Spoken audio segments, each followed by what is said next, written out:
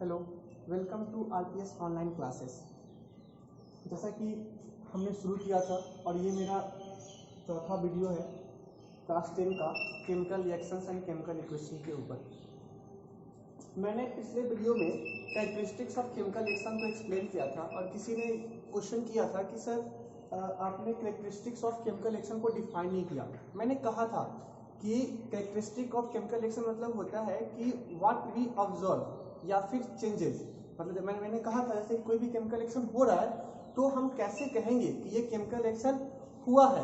तो हम जब देखते हैं कि हाँ इवोल्यूशन ऑफ गैस हुआ है या फिर जब हम देखते हैं कि चेंज इन कलर हुआ है तो उस ऑब्जर्वेशन से या फिर उस चेंजेस से हम जब कोई भी केमिकल रिएक्शन टेक्स प्लेस करता है तो व्हाट वी ऑब्जर्व या changes as a result of chemical reactions takes place, कि जब केमिकल रिएक्शन होता है उस समय हम क्या ऑब्जर्व करते हैं या फिर क्या चेंजेस होता है उसे हम कहते हैं कैरेक्टरिस्टिक्स ऑफ केमिकल रिएक्शन। तो आई होप कि जो मैंने कहा वो आपको समझ में आया होगा। मैं एग्जांपल के थ्रू कहता हूं कि when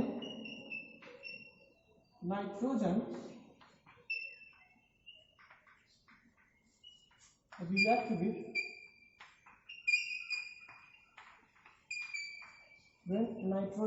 react with ammonia,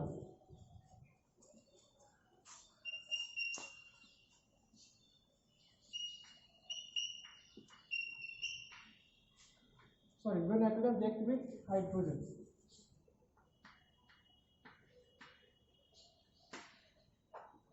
then ammonia is formed। मतलब कि ये मान लीजिए हमारा क्वेश्चन है।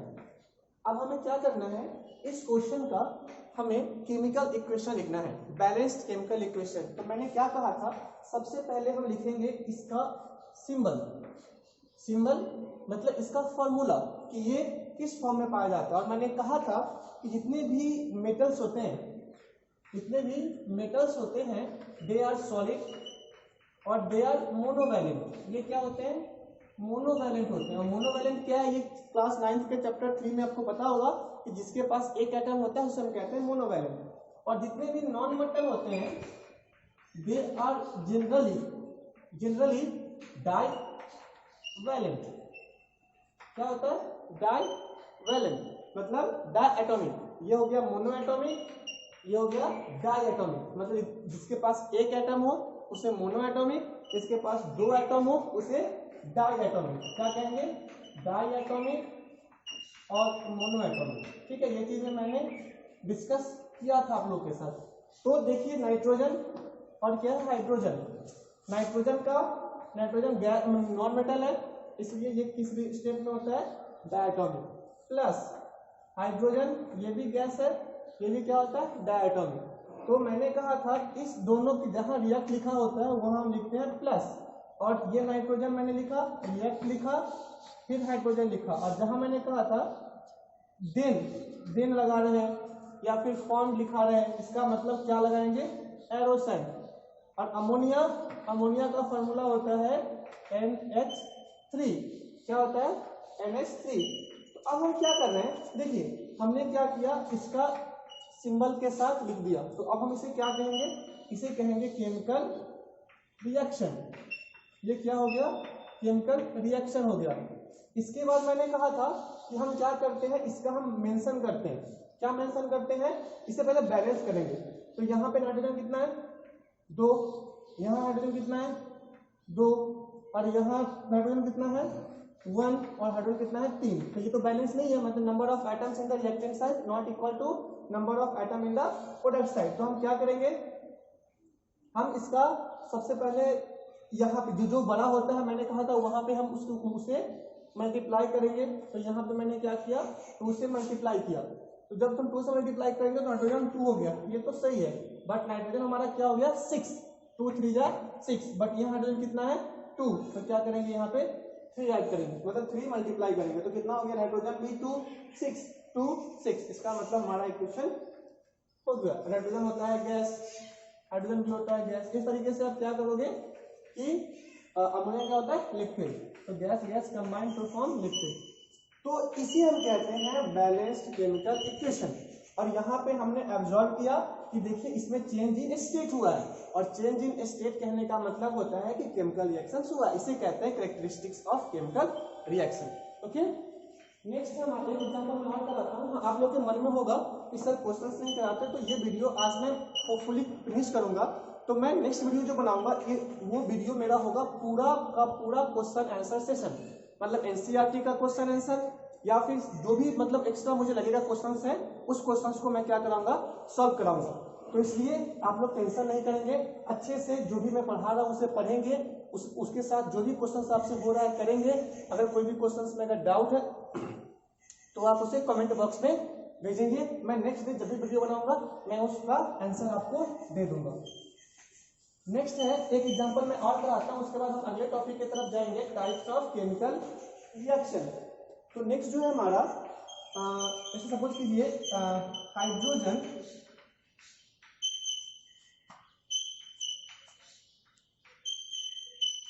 React with chlorine to form hydrogen chloride. अब देखिए, अब मान लीजिए इसका हमें क्या करना है, बैलेंस्ड केमिकल इक्वेशन लिखना है। तो सबसे पहले फिर उसी तरीके से करेंगे, hydrogen gas chlorine gas, react लिखा हुआ है प्लस साइन लगाएंगे, टू फॉर्म एरो साइन देंगे, क्या लिखा हुआ है, हाइड्रोजन क्लोराइड। अब हमें इसका कंपाउंड लिखना है, तो इसीलिए मैंने कहा था केमिकल फार्मूला वाले चैप्टर्स को अच्छे से करने के लिए। तो देखिए हाइड्रोजन का H, क्लोरीन का Cl, हाइड्रोजन का वैलेंसी +1, क्लोरीन की वैलेंसी -1।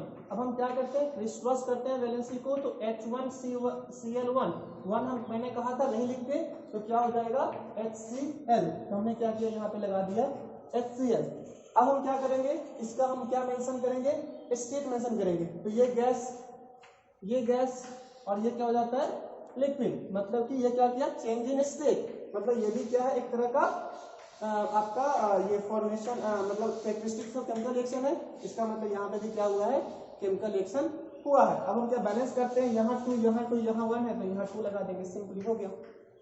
तो होपफुली आपको ये दोनों क्वेश्चन समझ में आए होंगे, और होप करता हूँ कि आपको बैलेंस करना और केमिकल इक्वेशन लिखना सिंबल के साथ आ गया होगा।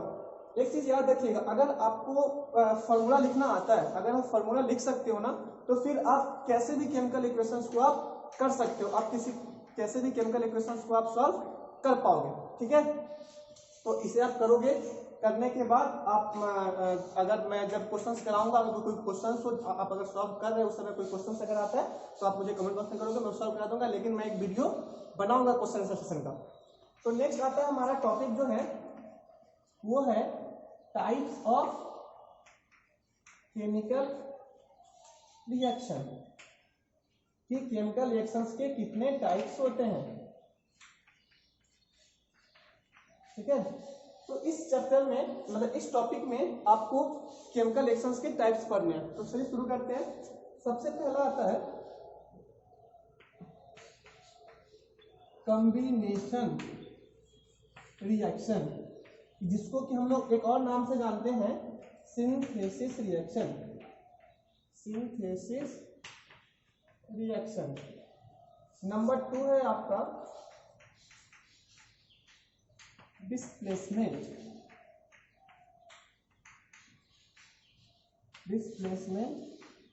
रिएक्शन।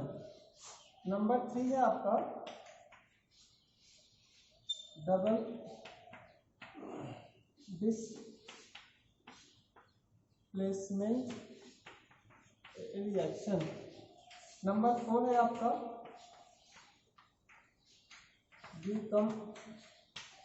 Decomposition reaction. नंबर 5 है आपका रेडॉक्स रिएक्शन। ये रिएक्शन आपके सीबीएसई पॉइंट ऑफ व्यू से बहुत इंपॉर्टेंट है। CBSE board examination point of view से ये जो है आपका एरोस रिएक्शन से बहुत इंपॉर्टेंट है, क्योंकि यहाँ से क्वेश्चन जनरली पूछे जाते हैं और मतलब अक्सर पूछे जाते हैं। इसलिए इस टॉपिक को हम बहुत अच्छे से करेंगे और बाकी तो सब सारे अच्छे से करेंगे, बट इस पे हमारा फोकस ज्यादा होगा। एक और आता है जो इसी कैटेगरी में आता है, जिसे हम कहते हैं प्रिसिपिटेशन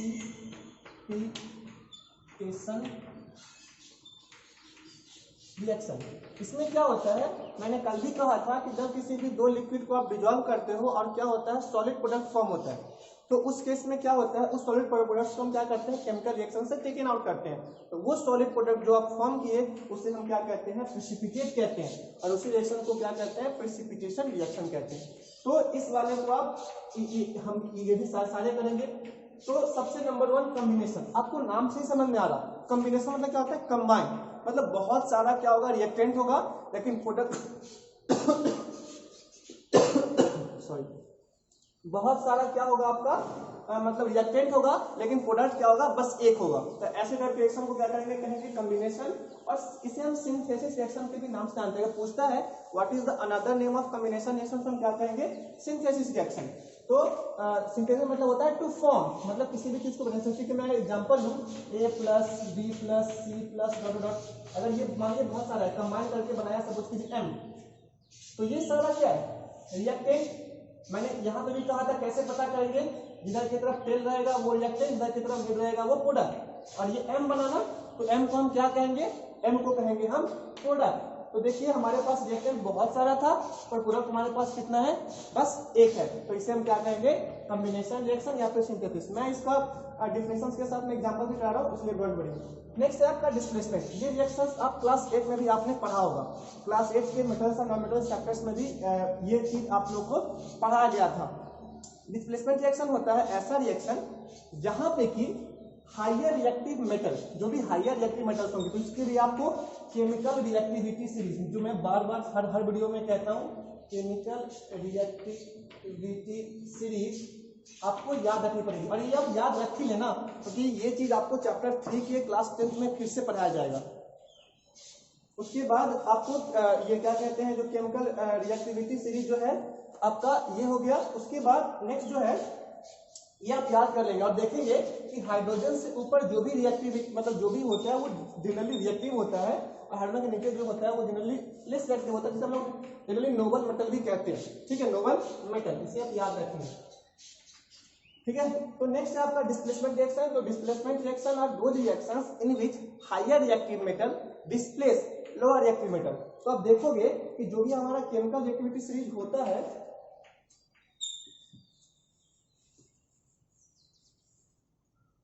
जो भी हमारा केमिकल रिएक्टिविटी सीरीज होता है, जैसे यहाँ सबसे ऊपर में आता है पोटेशियम, सोडियम, फिर आता है आपका क्या कहते हैं जो sodium, potassium, calcium, magnesium, aluminium, और फिर आपका डोडोरोट आगे आता है, फिर यहाँ पे आता है हाइड्रोजन और फिर आता है कॉपर। तो आप देखेंगे क्या कि पोटेशियम जो है वो हर किसी को डिस्प्लेस करता है, सोडियम जो है हर किसी को डिस्प्लेस करता है, और ये दोनों क्या होता है हाईली रिएक्टिव मेटल्स होते हैं। इसी कारण से इसे हम कहाँ पे कीप करते हैं केरोसिन में। ये चीज आपको चैप्टर 3 में फिर से पढ़ना है, मैं बताऊंगा।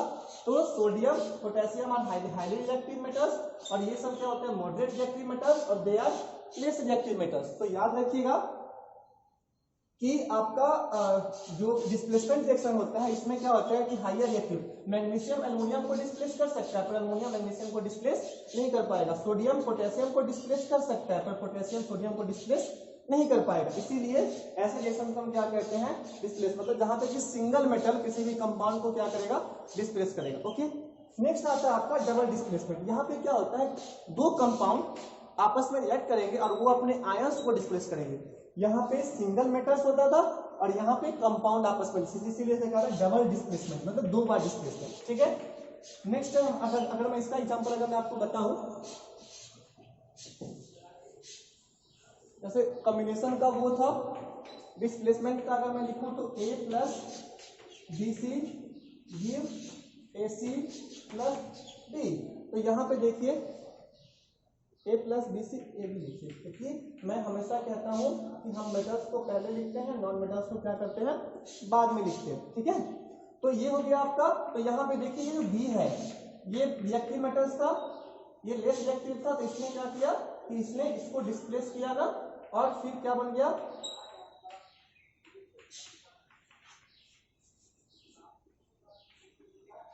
ठीक है। ये हाईली रिएक्टिव मेटल्स था, इसने क्या किया लेस रिएक्टिव मेटल को डिस्प्लेस किया, तो Ac+B। मैं इसे एग्जांपल कंपाउंड के साथ ही बताऊंगा, अभी मैं ऐसे नॉर्मल में आपको एक जनरल रिप्रेजेंटेशन के तौर पे दिखा रहा हूं, ठीक है।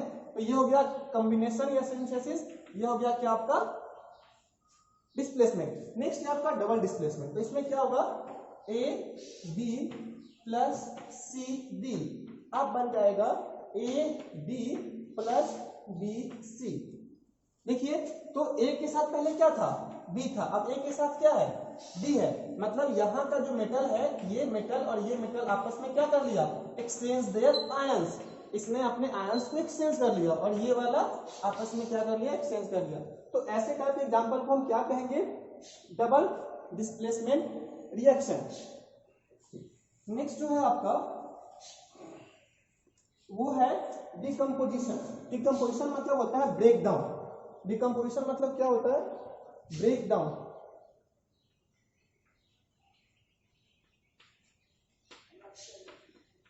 थोड़ी देर पहले मैंने कहा था इसे हम कहते हैं प्रेसिपिटेशन, नहीं इसे नहीं, डबल डिस्प्लेसमेंट वाला जो होगा उसे हम कहाँ कहते हैं इसमें प्रेसिपिटेशन में रखते हैं, डिकम्पोजिशन को प्रेसिपिटेशन में नहीं रखते, ठीक है। मुझे लगा था कि मैंने डबल डिस्प्लेसमेंट लिखा इसलिए मैंने कहा था, तो याद रखिएगा डबल डिस्प्लेसमेंट को हम कहाँ पुट करते हैं प्रेसिपिटेशन में रखते हैं, बिकॉज डबल डिस्प्लेसमेंट वाले में क्या होता है कि दो लिक्विड को जब हम मिक्स करते हैं आपस में जब वो अपने आयंस को क्या करते हैं एक्सचेंज करते हैं तो क्या होता है प्रेसिपिटेट फॉर्म होता है, ठीक है ये चीज। डिकम्पोजिशन मतलब होता है ब्रेक डाउन। क्या होता है ब्रेक डाउन, मतलब कि जो भी एक रिएक्टेंट होगा वो क्या करेगा अपने आपस में क्या करेगा अपने कंपाउंड को क्या करेगा ब्रेक डाउन करेगा इनटू देयर आयंस। जैसे कि सपोज कीजिए आपके पास अगर सपोज कीजिए मैं कहूँ अगर ABC कोई कंपाउंड है तो ये क्या करेगा AB सपोज कीजिए प्लस BC प्लस C, अगर मान लीजिए इस टाइप से कुछ बनेगा, ठीक है, मतलब कंपाउंड एक था पर प्रोडक्ट हमारे पास कितने आ गए 3 आ गए। ऐसे कंपाउंड को हम क्या कहेंगे, ऐसे कंपाउंड को हम कहेंगे डिकम्पोजिशन रिएक्शन। नेक्स्ट है हमारा रेडॉक्स। रेडॉक्स को अगर हम क्लासिफाई करते हैं, मैं इसे पूरे को रन करता हूं।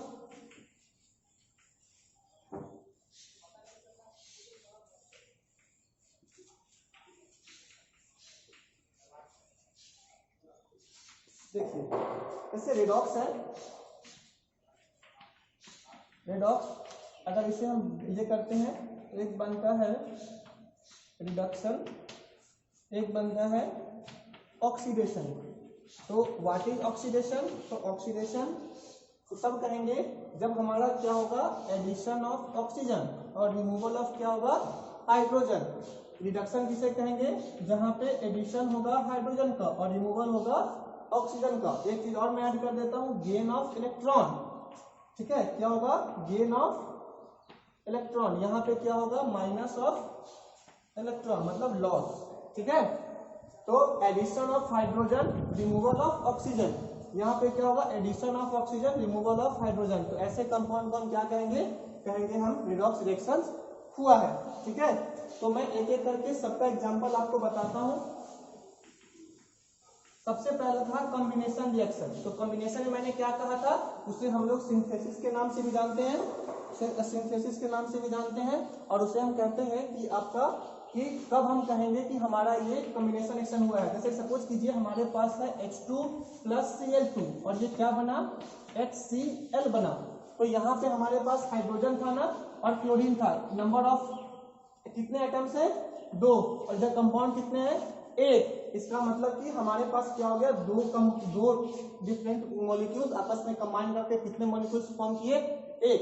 ऐसे को हम क्या कहते हैं कॉम्बिनेशन रिएक्शन। तो द रिएक्शन, इसका मैं डिफिनेशन लिख देता हूं, द रिएक्शन इन विच 2 और more compound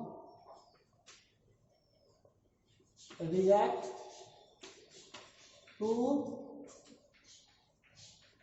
to form one compound, compound is product, one product is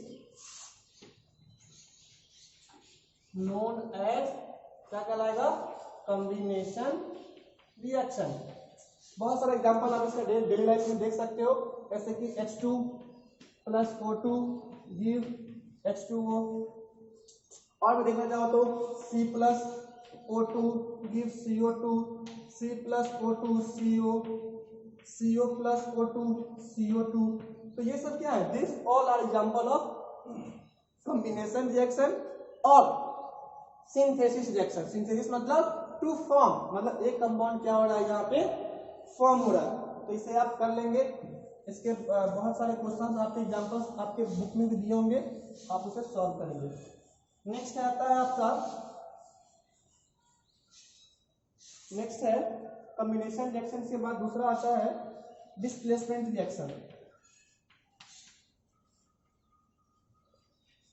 displacement reaction, तो क्या होता है displacement reaction, the reaction in which higher reactive metal displace lower reactive metal. तो जो जितने भी higher reactive metals होंगे वो क्या करेंगे, लोअर रिएक्टिव मेटल्स को क्या करेंगे, डिस्प्लेस करेंगे। जैसे कि सपोज कीजिए हमारे पास है Zn प्लस HCl, ये क्या फॉर्म करता है, ZnCl2 plus H2 hydrogen gas. तो यहाँ पे देखिए हमारे पास Zn था ना, तो Zn क्या है, रिएक्टिव है हाइड्रोजन से ना, तो Zn क्या करेगा, हाइड्रोजन को डिस्प्लेस करेगा और ये क्या बन जाएगा, ZnCl2 प्लस H2। याद रखिएगा कभी भी ऐसे रिएक्शन लिख के एग्जामिनेशन में मत आइएगा, यहाँ पे स्टेप मेंशन करना है, इसको बैलेंस करना है, तब जाकर के आपका क्वेश्चन कंप्लीट होगा। ये नहीं कि सीधा इसने पूछा आप ये लिख के आएंगे तो गलत हो जाएगा एग्जाम्पल, ठीक है। तो स्टेप मेंशन करना, बैलेंस करना यू मस्ट इन किसी भी चीज में, ठीक है। नेक्स्ट अगर हम देखें इसका एग्जाम्पल, बहुत इंपॉर्टेंट एग्जाम्पल है कि हमारे पास है आयरन, इसने क्या किया, कॉपर सल्फेट के साथ रिएक्शन किया, तो ये क्या बनता है, FeSO4 प्लस Cu। अब देखिए इसका स्टेट मेंशन करेंगे तो सॉलिड, ये होता है एक्वस, और मैंने कहा था एक्वस का मतलब क्या होता है, ये भी से भी कहेंगे एक्वस और इसे कहेंगे सॉलिड। और क्या होगा कि देखिए कि ये इक्वेशन बैलेंस्ड है, ठीक है, क्योंकि डिस्प्लेसमेंट रिएक्शंस जनरली क्या होते हैं, जनरली मैं 100% नहीं कह रहा, जनरली क्या होते हैं, बैलेंस्ड होते हैं। एक चीज और कि आपका क्या होगा कि ये हो गया ना। अब देखिए यहाँ पे आयरन जो था वो हाईली रिएक्टिव था। अब कैसे हम पता करेंगे कि डिस्प्लेसमेंट रिएक्शन हुआ है, तो देखिए इसका कलर क्या होता है, इसे कहते हैं ब्लू विड्रॉ और इसका कलर होता है ब्लू। यह है आयरन सल्फेट, इसका कलर होता है ग्रीन, ठीक है। तो ब्लू से कलर चेंज हुआ ना, और मैंने बताया था कैरेक्टरिस्टिक में कि जब कलर चेंज होता है तो उसे हम क्या कहते हैं, जब भी कलर चेंज होगा तो हम कहेंगे कि हमारा केमिकल रिएक्शन हुआ है। तो ये भी एग्जांपल किसका है, आपका डिस्प्लेसमेंट रिएक्शन का एग्जांपल है।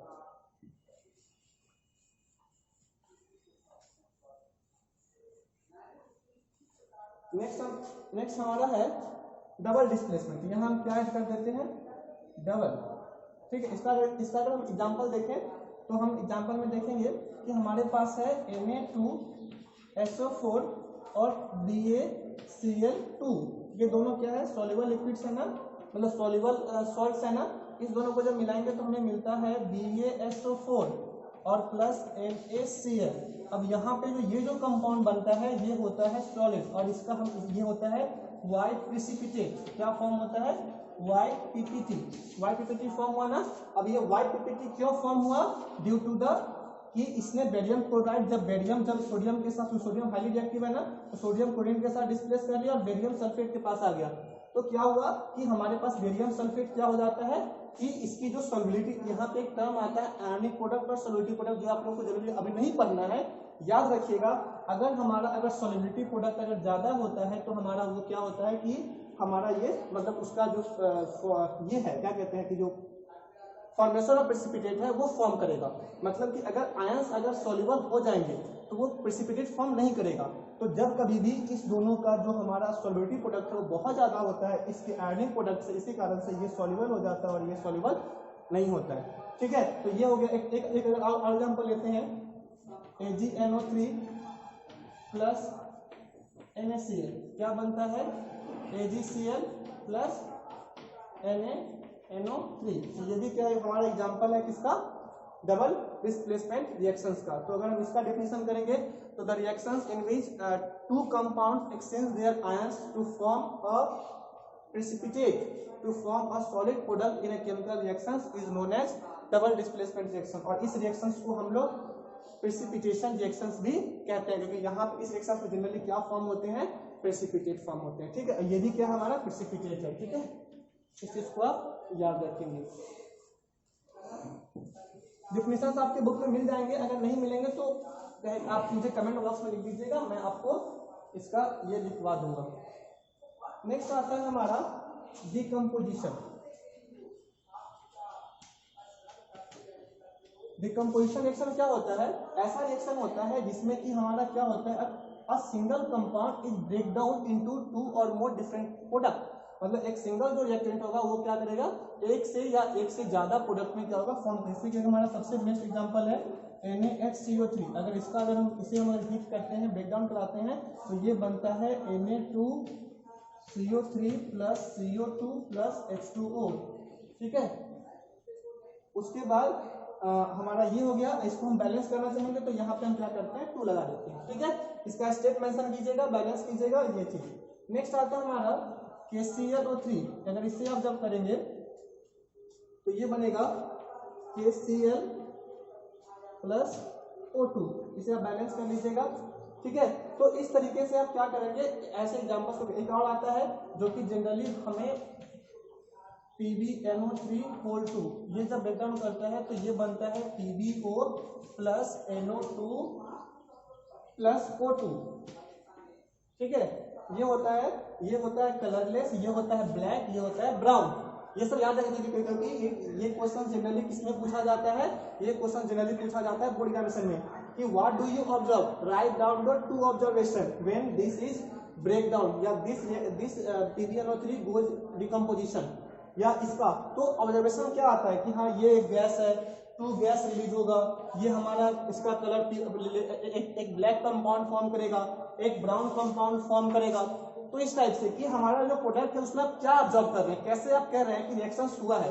तो जितने भी मैंने कैरेक्टरिस्टिक्स लिखा है उस कैरेक्टरिस्टिक्स के बेस पे आप क्या करेंगे, इसका आंसर लिखेंगे। तो ये हो गया क्या आपका डिकम्पोजिशन रिएक्शन, जहां पे कि एक single compound break down into 2 और डिफरेंट। अब जो टॉपिक है लास्ट वो बहुत ही इंपॉर्टेंट है, रेडॉक्स रिएक्शन। तो रेडॉक्स रिएक्शन में मैंने अभी थोड़ी देर पहले ही बताया, इसमें क्या होते हैं, ऑक्सीडेशन होता है और क्या होता है, रिडक्शन होता है। और ये क्या होता है, रिएक्शन में साइमल्टेनियसली होता है कि जिसका ऑक्सीडेशन हो रहा होगा दूसरे का क्या हो रहा होगा, रिडक्शन। मतलब एक ऑक्सीडेशन दूसरे का क्या हो रहा होगा, रिडक्शन। तो ऑक्सीडेशन क्या होता है, oxidation are those reactions in which addition of oxygen and removal of hydrogen takes place. Reduction क्या होता है, मतलब addition of oxygen and removal of hydrogen. और रिडक्शन में क्या होता है, एडिशन ऑफ हाइड्रोजन और रिमूवल ऑफ ऑक्सीजन। ठीक है, माइनस मतलब हो गया रिमूवल। एग्जांपल हम लेते हैं, जैसे सपोज कीजिए कि हमारे पास है